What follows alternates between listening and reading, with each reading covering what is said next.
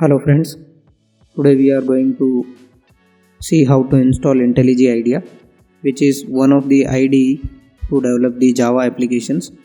So this is one of the most widely used IDE and one of my favorite IDE, so I am going to install this to develop Java application. So let's get started.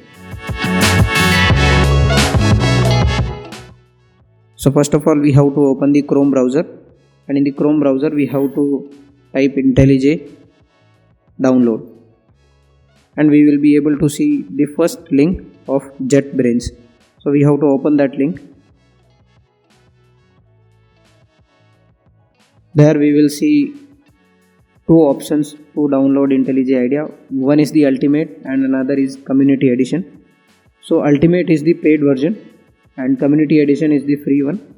So we have to download the exe file of that Community Edition. So we have to click on download button. Once we click on download button, our download we will be able to see in the downloads folder. Recently I have downloaded, so we can see that it is available in the downloads folder.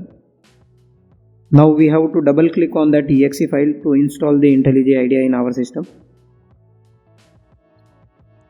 Now we will see a pop-up of asking administration permission, so we have to click on yes.